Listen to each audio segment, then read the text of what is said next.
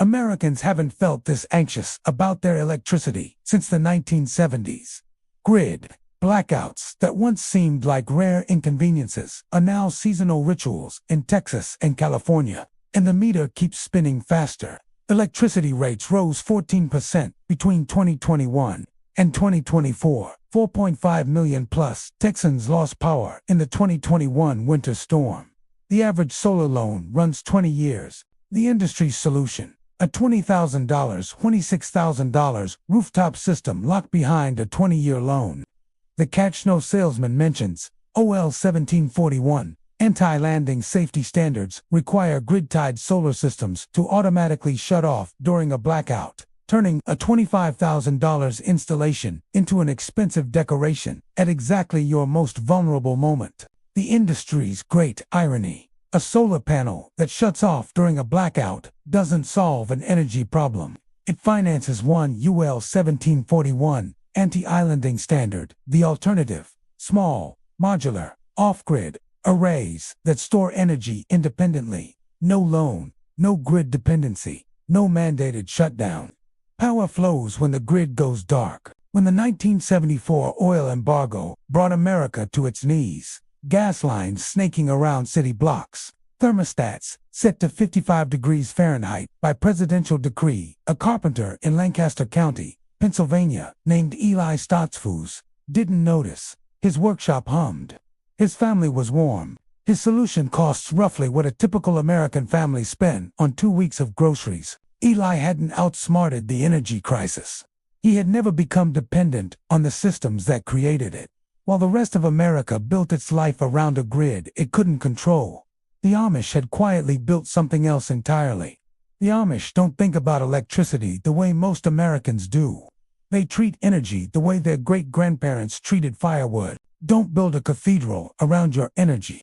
Gather only what you need. Store it where you can reach it. Use it. Repeat. A cathedral requires architects, permits, debt, and decades of maintenance.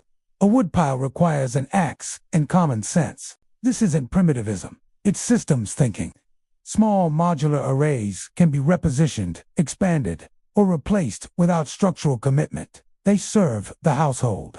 The household doesn't serve them. The 2018 Penn State study on Amish household energy consumption put hard numbers to what generations of Lancaster County farmers already knew by habit. Finding Amish households consume approximately 1/3 the energy of comparable non-Amish English households. Amish energy use: 33% English energy use. 100%. The mechanism isn't deprivation, it's architecture. Small, modular arrays, sized to actual need, not aspirational maximum output. Source: Penn State Rural Studies Program 2018. Sources: U.S. Energy Information Administration 2024. Penn State Rural Studies Program 2018. UL Standard 1741 for inverters. ERCOT After Action Report. Winter Storm URI 2021. Forget everything you think you know about solar. You do not need a roof. You do not need a contractor. You do not need a permit, a loan, or a decade of patience. A plug-in solar kit, sometimes called a balcony power station, is the simplest energy device ever sold to a homeowner. It has 3 parts: 1 or 2 solar panels, a micro-inverter, and a standard wall plug. That's it. Here is how it works. The panels sit on your balcony, lean against a south-facing wall, or rest in your yard. When the sun shines, they produce DC electricity. The micro-inverter converts that DC into standard AC, the same current your refrigerator runs on, and it feeds that electricity backward through your outlet into your home's circuit. Your electric meter slows down. You are consuming less from the grid. Your bill shrinks. No electrician touched your house. No inspector approved anything. You did it in an afternoon. While American homeowners spend a year navigating permit offices and installer wait lists, Germany quietly built a mass movement. Germany has already installed 1.5 million plug-in solar units, called Balkonkraftwerk, or balcony power stations. In 2023 alone, 400,000 new units were installed. Not by contractors, not through utility programs, by regular people who ordered a kit online, carried it upstairs, and plugged it in. The reason it spread so fast is the reason America has not yet followed. Germany removed the permission barrier. No professional installer is required. No complex permit process. The government recognized that a device you plug into a wall outlet is no more dangerous than a washing machine, and treated it accordingly. The result was a grassroots energy revolution. Renters did it. Retirees did it. People with north-facing roofs they never could have used did it. The technology was never the obstacle. The obstacle was always the paperwork. Here is where the solar industry does not want you doing the arithmetic. A traditional rooftop solar system costs $20,000 or more after installation. In most states, it takes 10 to 14 years to pay for itself. Over its lifetime, every dollar you invest returns roughly $2.16, a 216% return. That sounds decent until you run the same math on the alternative. A $300 plug-in kit in a high-rate electricity state, California, Massachusetts, New York pays for itself in under 18 months, over its full lifespan. Every dollar invested returns roughly $7.40. That is a 740% return on investment. More than 3 times what the prestigious $20,000 system delivers per dollar spent. The rooftop system is not a bad investment. It is simply an inefficient one. You are buying far more than you need to get started, taking on debt to do it, and locking your payback into a 12-year horizon. The plug-in kit starts paying you back next month.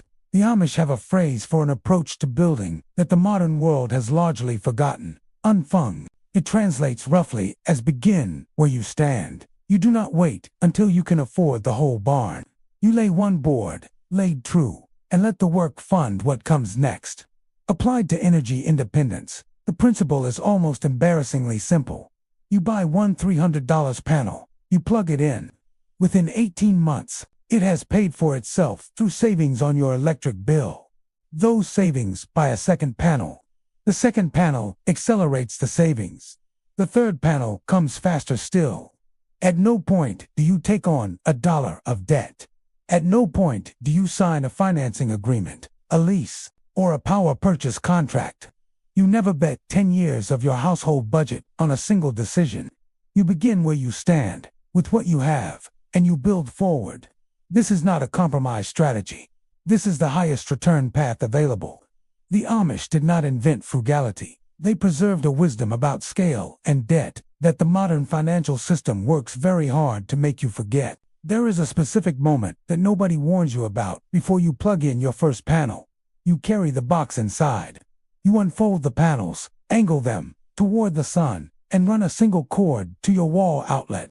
The whole process takes less than 2 hours. Then you walk to your electric meter, the spinning disc, or the digital readout that has been ticking upward your entire adult life, and you watch it slow down. That is the moment the illusion breaks.